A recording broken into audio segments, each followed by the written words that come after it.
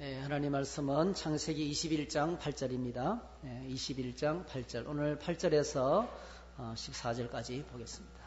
8절에서 14절 같이 읽겠습니다. 아이가 사람의 젖을 떼고 이삭이 젖을 떼는 날에 아브라함이 큰 잔치를 베풀었더라. 사라가 본즉 아브라함의 아들 애굽 여인 하갈의 아들이 이삭을 놀리는지라. 그가 아브라함에게 이르되 이 여종과 그 아들을 내쫓으라. 이 종의 아들은 내 아들 이삭과 함께 기업을 얻지 못하리라 하므로 아브라함이 그의 아들로 말미암아 그 일이 매우 근심이 되었더니 하나님이 아브라함에게 이르시되 네 아이나 내 여종으로 말미암아 근심하지 말고 사라가 내게 이런 말을 다 들으라. 이삭에게서 나는 자라야 내 씨라 부를 것임이니라.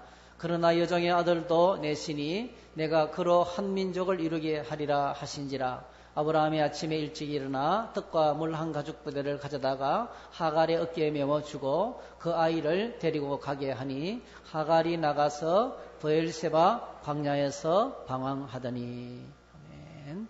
오늘 이 말씀을 가지고 어머니 사라 이런 제목으로 함께 말씀을 나누겠습니다. 잠시 기도하겠습니다.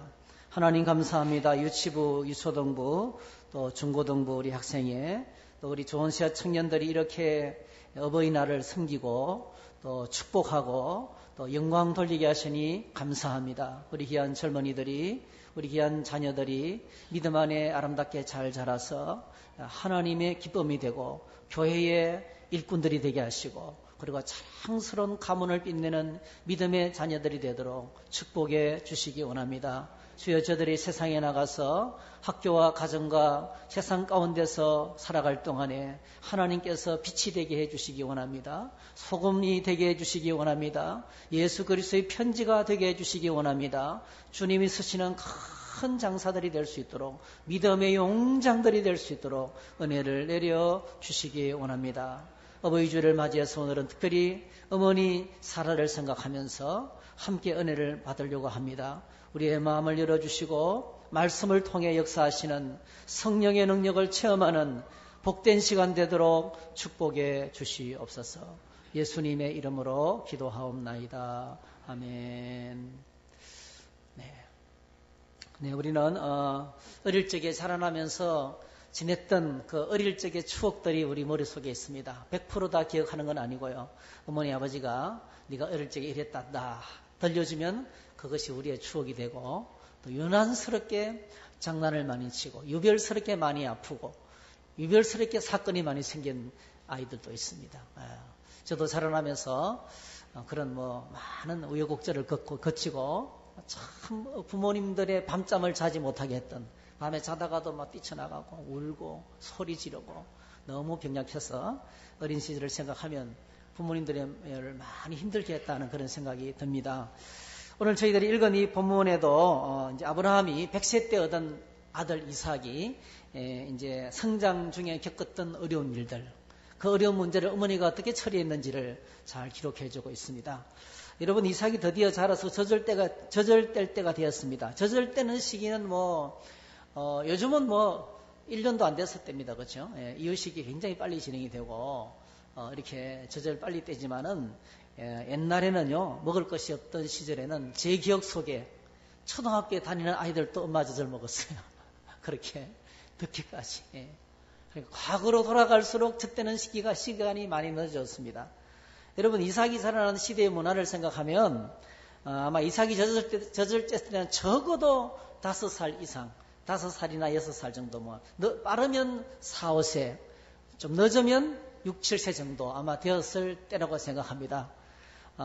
이삭이 젖을 뗐을 때 아브라함의 가정에 큰 잔치가 벌어졌습니다. 이제 젖 떼는 날, 젖을 먹던 아이가 이제 젖을 떼는 날은 상당히 고통스러운 날이죠. 아이에게는 고통스러운 날이고 어머니에게도 고통스러운 날이에요. 그런데 지금은 그런데 아브라함의 시대는 그건 큰 축제였습니다. 지금 이 시대는 돌잔치를 좀 크게 하잖아요. 그죠? 1년 동안 아기가 이렇게 별 탈 없이 잘 커주면 이제는 안심을 하는 거예요. 우리가 그렇게 어렵고 힘든 시대를 지냈습니다.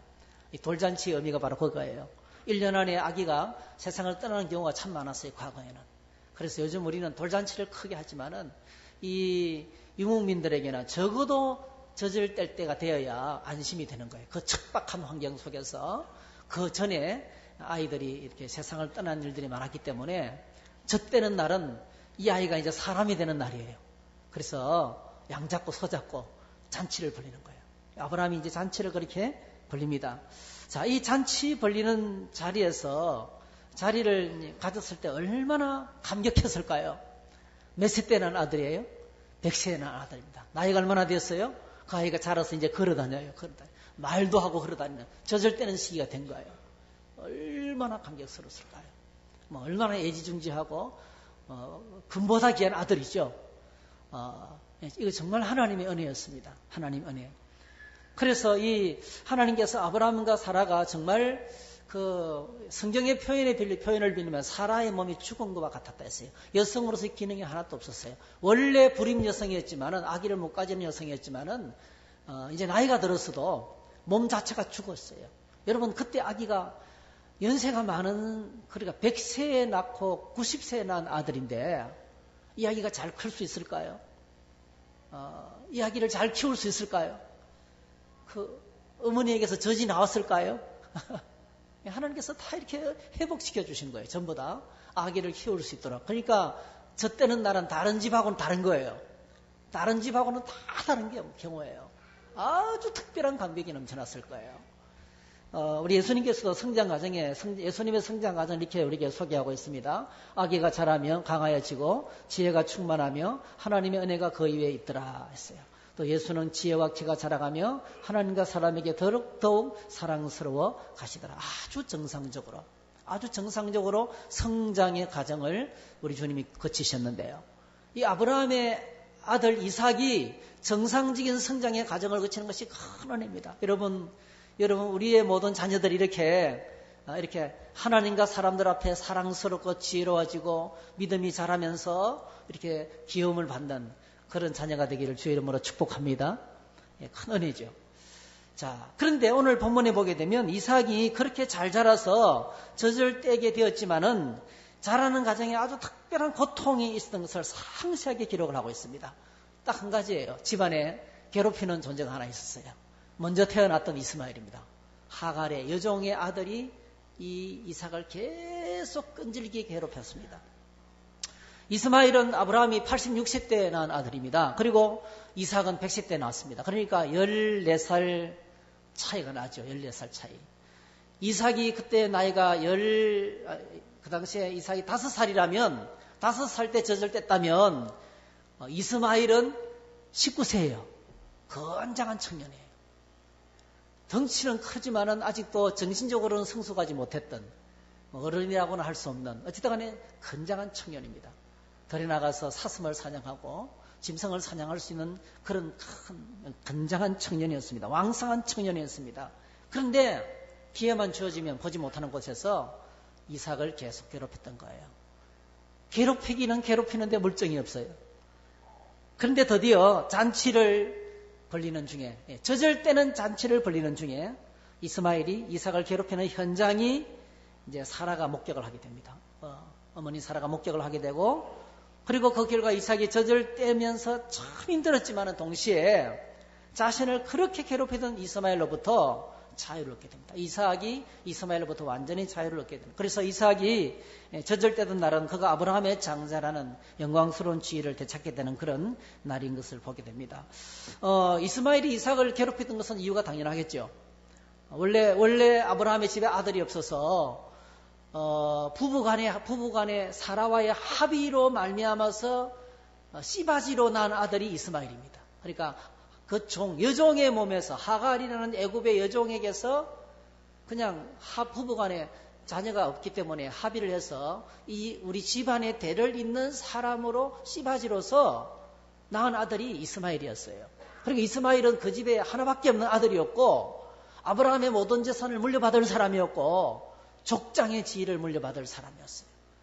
그런데 생각지도 못했는데 100세 때에 아브라함이 이삭을 낳았습니다. 하나님 은혜로 아들이 태어났습니다.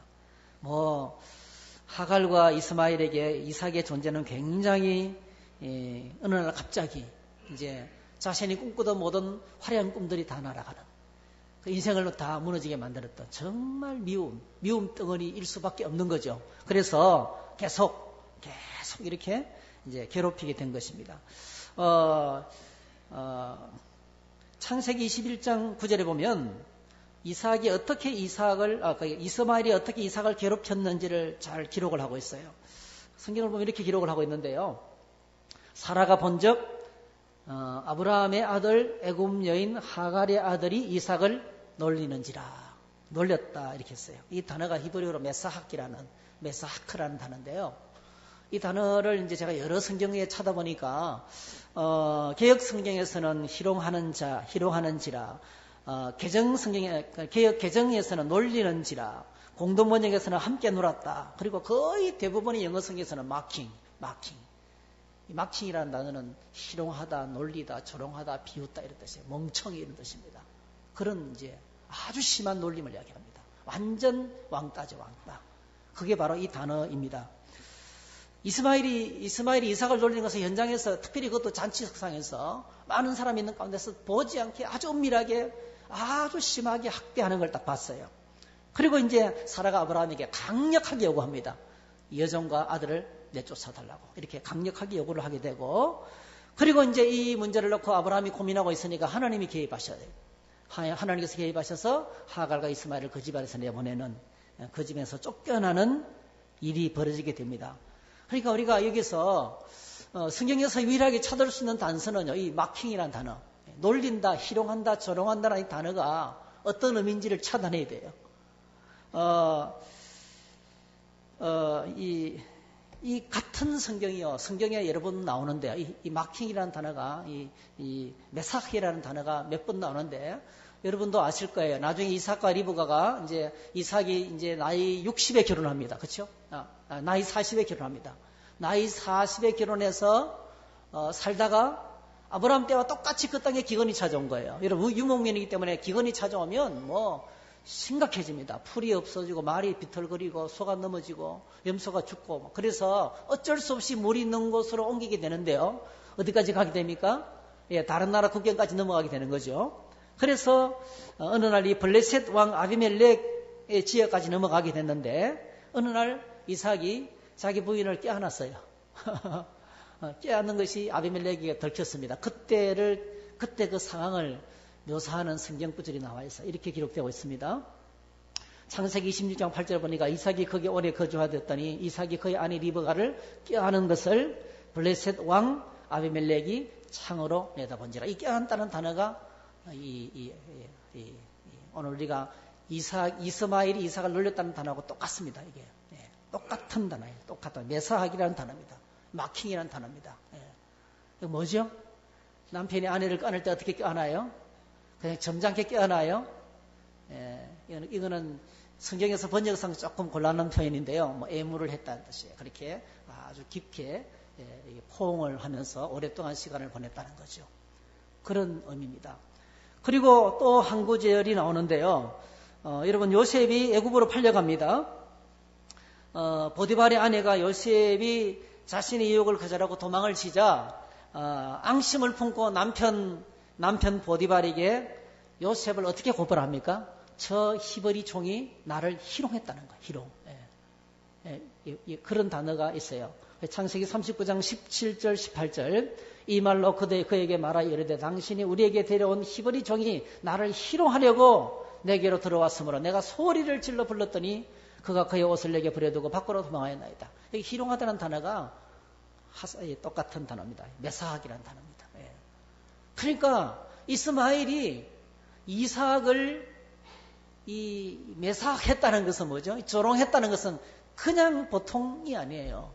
성적으로 폭행했다는 거예요. 성적으로. 아주 심하게, 얼마나 교모하고 잔인하고 끈질기고 아이를 못 살게 구는, 마치 한 집안에서 누구 어른이 없으면 이삭은 이스마엘의 놀잇감이 되는 거예요. 놀잇감이. 온갖 신체적인 학대를 당하고 고통을 당하고 어려움을 당했던 겁니다. 그동안 이 모든 것들을 뭐죠? 부모들이 알면서도 물증이 없으니까 계속 기다리고 있었는데 어느 날 잔치가 벌어지니까 사람이 많은 틈을 사서 못 보겠거니 생각하고 또 이런 나쁜 짓을 하다가 발각된 거예요. 여러분 군대 생활 가운데 군대 생활이 힘든 이유는 또 직장 생활이 힘든 이유는 바로 뭡니까? 사람들에게 다 말할 수 없는 그런 인격적인 무시와 또 학대와 신체적인 그런 고난이 있죠. 그래서 다 말을 못하죠. 학교에 다니는 아이들도 학교에서 벌어지는 그런 폭력을 다 말을 못해요. 말하면 부모가 알게 되고 부모가 알게 되면 학교를 찾아오게 그러면 드러나면 더 곤란해지는 거예요. 문제가 더 심각해지기 때문에 이야기를 안 하는 거예요. 우리 아이들도 보니까 학교에서 그렇게 많이 맞았는데 말을 안 해. 지내놓고 나니까지 이야기하는 거예요. 너무 그때 많이 힘들었다. 그런 이야기를 하는 거죠. 그런 것처럼 끈질기게 고통을 당했어요. 자, 이 장면을 보고 사라가 어떻게 일을 처지합니까? 이 상황을 일러 바치지 않았어요. 아브라함에게 이스마엘이 계속 못 살겠습니다 라고는 일러 바치지는 않았어요. 근데 사라가 어떻게 요청을 하느냐 하면은 이 문제를 감정적으로 처리하지 않고요. 사라는 정식으로 재판권이 있는 족장에게 아브라함이죠. 아브라함은 족장이었어요. 그 당시에는 재판권이 있었고 축복권이 있었고 이 족장의 권한이 막강했습니다. 그리고 전체를 아브라함에게 하인이 몇 명 있었어요? 300명이 넘는 하인이 있었죠. 그냥 단순한 아브라함이 아니에요. 큰 집안을 이루고 가문을 이루는 족장이었습니다. 이 족장에게 정식으로 재판을 요청하는 거예요. 그래서 21장 10절에 보니까 이렇게 요청합니다. 그가 아브라함에게 이르되 이 여종과 그 아들을 내쫓아라. 이 종의 아들은 내 아들 이삭과 함께 기업을 얻지 못하리라. 같이 있는 것이 어렵다. 쫓아내라. 이렇게 요청을 합니다. 자, 이런 이 요청. 사실은 이 지금 사라가 지금 하고 있는 작업은 뭐죠? 아들 이삭에게 정당한 장자권을 회복시키기 위한 과정이에요. 다른 어떤 것보다도. 같이 두면 계속 괴롭히니까 못 산다. 그래서 쫓아내는 이게 아니에요. 감정적인 문제가 아니에요. 아들의 자격입니다. 아들의 자격. 아들의 신분을 되찾아 주는 거예요. 장자로서의 그 영광을 되찾아 주는 위해서 사라가 나선 거예요. 기회를 못 참고 있었는데 드디어 기회를 찾았어요. 그래서 이삭에게 장자의 영광과 아들의 그 직위를 회복시키기 위해서 아브라함에게 정식으로 요청을 했습니다. 저는 이 말씀을 읽으면서 하나님께 참 감사했어요. 오늘 저와 여러분들에게 사라 어머니 같은 분들이 우리에게 있어요. 우리 모두에게 사라 같은 어머니가 계십니다. 우리가 사는 이 세상은 우리가 하나님의 아들인 것을 인정하지 않습니다. 하나님의 아들로 거룩하게 사는 것을 그냥 내버려 두지 않습니다. 응원하고 격려하는 대신에 그들은 계속해서 방해합니다. 사람들의 눈을 피해서 얼마나 잔인하고 교활하고 끈질기게 괴롭히는지 몰라요. 영적 방해자들이죠. 사탄, 어둠의 세력들. 우리의 길을 가로막습니다. 그런데 오늘 우리 주님께서 우리에게 우리의 사정을 다 아시고 이렇게 말씀하시는 것입니다. 히브리서 4장 14절 16절에 보니까 그러므로 우리에게 큰 대제사장이 계시니 성천하신 이곧 하나님의 아들 예수시라. 우리가 믿는 도리를 굳게 잡을지어다. 우리에게 있는 대제사장은 우리의 연약함을 동정하지 못하실 리가 아니요 모든 일에 우리와 똑같이 시험을 받으신 이로되 죄는 없으시니라. 그러므로 우리는 긍휼하심을 받고 때를 따라 돕는 은혜를 얻기 위하여 은혜의 보좌 앞에 담대히 나아갈 것이니라. 그렇게 말씀하셨어요. 여러분 성경을 읽으면 하나님 아버지, 하나님 아버지, 하나님 아버지, 하나님을 바라볼 때요. 하나님의 그 아버지라 부르면 좀 근엄한 느낌이 들잖아요. 그런데 하나님 어머니, 하나님 맛이 여성과 같아요. 그렇다 해가지고 뭐 안상호 하나님의 어머니 그쪽에 따르는 건 아니에요. 그건 완전히 진리가 잘못된 거죠. 그들은 우리가 하나님을 닮았는데 오늘 저와 여러분들이 하나님을 닮은 존귀한 존재예요. 할렐루야. 근데 그쪽에서는 뭐라고 하냐면 하나님이 우리를 닮았대요. 하나님이 우리가 하나님을 닮아서 존귀한 존재인 것은 분명하지만 하나님이 우리를 닮은 거 아니에요. 우리가 하나님의 형상을 닮았던 건 분명해요. 근데 그들은 하나님이 우리를 닮았대요. 그래서 하나님도 어머니가 있고 아버지가 있대요. 어머니 하나님, 아버지 하나님 있대요. 그 어머니 하나님이 누구예요? 살아있는 자기들의 교주예요. 그게 어머니 하나님을 그렇게 갖다 붙이는 거예요. 그런 것이 아니고요. 하나님을 묵상할 때 오래 참으시고 인자하시고 자비가 풍년하시고 자비하시고 긍휼이 많으시고 여러분 그리고 그리고 사랑이 많으시고 늘 기다리시고 따뜻하고 우리를 대변하시고 어떤 길을 막아주시고 먹을 걸 공급해 주시고 자세히 가르쳐 주시고 전부 다 따뜻해요. 하나님 정말 따뜻해요. 어떤 분은 찬양할 때 성령님은 따스하다 그렇게 하셨어요. 따스한 성령님 찬양했어요. 그게 하나님이에요. 하나님 얼마나 포근한지 몰라요. 여러분 사라가 자신의 전 권리를 동원해서 아들을 보호하기 위해서 아들에게 정당한 지위를 되찾아 주기 위해서 족장인 아브라함에게 정식으로 재판 요청을 했어요. 똑같이 오늘 예수 그리스도께서 오늘 저와 여러분들 잃어버린 지위를 되찾아 주기 위해서 하나님 앞에 끝없이 계속해서 중보하고 계십니다. 그분이 바로 우리에게 있는 큰 대제사장이세요. 큰 대제사장이에요. 어머니 같아요. 예, 사라 어머니 같아요. 이분은 어떤 분입니까? 우리의 연약함을 동정하지 못하시리가 아니에요. 우리가 이 땅에서 힘든 일을 만날 때 100% 이해를 하신다는 거예요. 그리고 이 문제를 어떻게 해결해 주십니까? 16절 긍휼하심을 받고 때를 따라 돕는 은혜를 얻기 위하여 은혜의 보좌 앞에 담대히 나갈 것이다. 주님 보좌 앞에 나가면 하나님 보좌 앞에 나가면 은혜와 긍휼을 응답하신다는 거예요. 사라가 아브라함에게 나아가서 이삭의 권리를 간구하고 있는 것처럼 하나님도 우리를 위해서 기도하고 계십니다. 예수님도 우리를 위해서 기도하고 계십니다. 로마서에 보니까 누가 정죄하리요 죽으실 뿐 아니라 다시 살아나신 이는 그리스도 예수시니 그는 하나님 우편에 계신 자여 우리를 위하여 간구하시는 자시라 그렇게 말씀했습니다. 성부 하나님은 우리의 마음을 감찰하신다 했어요. 마음을 감찰하시는 이가 끝없이 우리의 마음의 상태를 진단하고 있어요. 너희는 마음에 근심하지 말라. 그렇게. 여러분 근심은 마음에서 일어나거든요. 그러니까 마음 깊숙이 생기는 우리의 근심을 체크하면서 너희는 마음에 근심하지 말라. 하나님을 믿으니 또 나를 믿으라. 이렇게 말씀하고 있어요. 그 마음을 살피시고 감찰하시는 분이 바로 하나님 아버지가 됐어요. 그리고 뭐죠? 성령께서도 가만히 계시지 아니하셔요. 이와 같이 성령도 우리의 연약함을 도우시나니 우리는 마땅히 기도할 바를 알지 못하나 오직 성령이 말할 수 없는 탄식으로 우리를 위하여 친히 간구하시느니라. 그래서 여러분 오늘 저와 여러분들이 이 땅에서 가장 하나님을 닮은 어머니 아버지, 가장 하나님을 닮은 주의 백성들 어떤 사람들일까요? 예, 기도하는 사람들이에요. 기도하는 사람들이에요. 연약한 자녀를 품고 고통당하는 자들을 품고 부족한 사람들을 품고 하나님 보호자 앞에 나가 기도하는 분 누구를 닮았어요? 하나님을 닮았어요. 성부가 그렇게 우리를 위해서 안타깝게 우리의 마음을 살피고 계시고 성자 예수께서 하나님 앞에서 면전에서 기도하고 계시고 성령께서 말할 수 없는 탄식으로 우리 연약함을 위해서 보좌 앞에 나가서 기도하고 있어요. 자, 그래서 오늘 저희들이 이렇게 이런 어머니 아버지가 되셔야 돼요.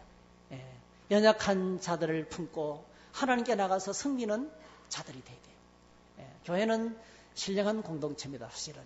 교회에서 가장 중요한 오늘 저와 여러분들의 가정에서 가장 중요한 기능 가운데 하나가 우리의 자녀를 위해서 기도하는 것이라고 생각합니다.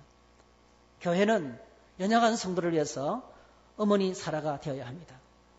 이 말은 우리 모두는 서로에게 사라가 되어 함께 하나님 앞으로 나아가서 서로를 위해서 중보고 기도하는 것이 매우 중요하다는 그런 말입니다. 자, 이렇게 사라가 기도로 요청을 했는데 그 결과가 어떻게 되었습니까? 아브라함이 상당히 고통스러웠습니다. 굉장히 이 문제를 딱 만나고 여러 날 고민했습니다. 자, 그때 아브라함이 하나님께 이 문제를 가지고 나갔어요. 그리고 하나님의 음성을 기다렸습니다. 하나님께서 그에게 나타나서 이렇게 말씀하셨어요. 하나님이 아브라함에게 이르시되, 한번 따라 하실까요? 하나님이 아브라함에게 이르시되. 여러분, 저와 여러분들이 문제를 가지고, 가정의 문제, 삶의 문제를 가지고 주님께 나가면 하나님 오늘도 여전히 변함없이 말씀을 통해서 말씀하십니다. 이렇게 말씀하시기를 축복합니다. 그게 신앙의 감격이에요. 신앙의 감격은 거기에 있어요. 말씀을 그냥 책으로 읽는 게 아니에요. 소설책으로 읽는 것도 아니에요. 학문의 대상으로 읽는 것도 아니에요. 여러분, 조금 이렇게 우리의 수준이 좀 낮아도 괜찮아요. 그냥 하나님의 음성을 기다리면서 그냥 편안하게 읽으십시오. 그 말씀을 읽으십시오. 주님의 음성을 기다리면서 읽으십시오. 그럼 주님께서 우리에게 오늘도 말씀하시는 것입니다. 뭐라고 말씀하셨습니까? 내 아이나 내 여종으로 말미암아 근심하지 말고 사라가 내게 이런 말을 다 들으라. 이삭에서 나는 씨라야 자라야 내 씨라 부를 것입니다. 하나님의 계획은 이삭을 통해서 구세주 예수 그리스도를 보내시는 것이었습니다. 그래서 변함이 없습니다. 확정을 지었습니다. 하나님께서 아브라함에게 분명하게 응답을 해 주셨어요. 아브라함에게 임한 응답은 딱 두 가지입니다. 첫 번째로 아내의 말을 들으라는 거예요. 이 말은 오늘도 진리인 것 같습니다. 아내의 말을 들으라. 사라의 말을 들으라. 두 번째로요. 큰아들 이스마엘도 내가 축복해 주겠다는 거예요. 큰아들 너가 쫓아내지만은 큰아들 이삭도 내가 큰 민족이 되도록 그를 축복해 주겠다. 그를 보호하는 자가 되게 해주겠다. 여러분 지금은 쫓겨났지만은 이스마엘의 후예들도 말은 뭐죠? 장차올 예수 그리스도를 통해서 온 천하 만민이 구원을 받는 그날에 구원받아야 되거든. 하나님의 구원이 이들도 받아야 되거든요. 그래서 아브라함으로 말미암아 천하 만민이 구원을 받는데 쫓겨나는 이 아들도 앞으로 구원받게 될 것이다. 그럼 실제로 여러분 지금 팔레스타인 땅에도요. 팔레스타인 땅에 얼마나 기독교인들이 많은지 몰라요. 예. 그중에 믿음을 가진 사람들이 많이 있어요. 그래서 그 아들도 이스마엘도 내가 직접 돌보고 축복하겠다. 그렇게 말씀하셨어요. 그리고 아브라함이 하나님의 말씀을 듣자 여러분 그동안에 몇 년 동안 커왔어요. 지금. 예? 그리고 거의 20년 가까이 아이를 키워왔잖아요. 이스마엘을 20년 가까이 키워왔잖아요. 아들이죠. 아들같이. 자기 피가 섞여 있잖아요. 정이 들었잖아요. 가족이잖아요. 그런데 오늘 아브라함이 훌륭한 것이 있어요. 하나님의 말씀이 딱 떨어지면 그대로 실천하는 거예요. 나중에 독자 이삭을 바치라 했을 때도 아내와 의논하지 않고 순종하는 사람이었습니다. 말씀을 듣고 움직이는 사람이었습니다. 그래서 오늘 본문에도 보니까 아브라함이 어떻게 행동합니까? 창세기 21장 14절 아브라함이 아침에 일찍 일어나 떡과 물 한 가죽 부대를 가져다가 하갈의 어깨에 메어주며 그 아이를 데리고 가게 하니 떠나보냅니다. 떠나보내는 아브라함을 보게. 이 믿음의 사람의 위대함이죠. 믿음의 사람이라도 고민할 수 있어요. 믿음의 사람이라도 실수할 수 있어요. 믿음의 사람이라도 가정 안에 문제가 많을 수 있어요. 믿음의 사람이라도 이런저런 문제로 말미암아 고통스러울 수 있어요. 그런데 여러분 놀랍게도 오늘 본문에 아브라함이 이삭의 문제를 만났을 때 고민에 빠졌어요. 그가 기도하는 가운데 하나님의 말씀을 듣고 그 말씀대로 움직이기 시작한 것입니다. 오늘 저와 여러분들이 주님이 말씀하시면 움직일 수 있기를 축복합니다. 행함이 있는 믿음이 바로 중요한 것입니다. 이런 말씀을 정리해 보십시다.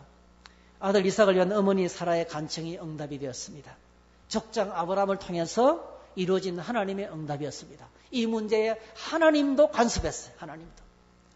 이삭이 젖을 떼던 그날은 이삭에게 잊을 수 없는 날이 되었습니다. 늘 괴로웠어요. 너무 힘들었어요. 근데 아브라함의 아들로서 완전한 지위를 확보한 날이 이제는 더 이상 이스마엘의 학대를 받지 않게 되었습니다. 그동안의 고통스러운 문제가 사라지자 놀라운 자유와 축복이 찾아오게 되었습니다. 자신을 미워하며 괴롭히며 학대하던 하갈과 이스마엘이 아브라함의 집에서 떠나던 그날 이삭은 그날이 바로 풍성한 삶이 시작되는 날이었습니다. 누굴 통해서요? 어머니의 기도를 통해서. 어머니의 조치를 통해서 이 문제가 되었습니다. 그래서 이삭의 문제는 결국 어머니의 사라의 간청과 아브라함을 통해서 그리고 하나님의 계획을 통해서 이 문제가 해결되었습니다. 사랑하는 성도 여러분, 오늘 저와 여러분들이 이 땅을 살아가는 동안에 우리 가정 안에 많은 문제가 생길 수 있어요. 우리 인생에 여러 가지 문제가 생겨날 수 있습니다. 끝없이 계속해서 마귀는 우리를 괴롭힙니다. 우리가 하나님의 아들로서 하나님의 구원을 이루기 위해서 뭔가 선한 뜻을 가지고 주님을 향해서 나아갈 때 반드시 어려운 문제가 찾아오게 되었습니다. 여러분 어떻게 되어야 되겠어요? 사라가 아브라함에게 간청했고 아브라함이 하나님께 기도했고 하나님이 응답하셨고 문제가 깨끗하게 해결이 되었습니다. 가정의 문제, 우리 인생의 문제 해결할 수 있도록 하나님 오늘도 똑같은 창구를 열어놓았어요. 똑같은 창구를 때를 따라 도우시는 은혜의 보좌가 지금도 열려 있어요. 할렐루야. 그게 기도입니다. 그게 기도가 말씀의 보좌입니다. 기도의 보좌, 말씀의 보좌. 오늘 저희들이 우리의 온 가정이 이 하나님의 보좌 앞으로 나가는 가정 공동체가 될 때 하나님이 가장 기뻐하시고 행복한 그런 공동체로 다시 세워지게 될 줄 믿습니다. 어머니 사라. 같은 부모님들 되시고 어머니 사라 같은 우리 교회가 되고요. 연약한 자들을 품고 기도하고 보좌해 나가는 그런 하나님의 사람들로 다 세워지기를 주의 이름으로 축복합니다. 여러분의 가정에 하나님의 은혜가 넘치기를 주의 이름으로 축복합니다. 할렐루야. 자리에 일어나셔서 함께 찬양합니다.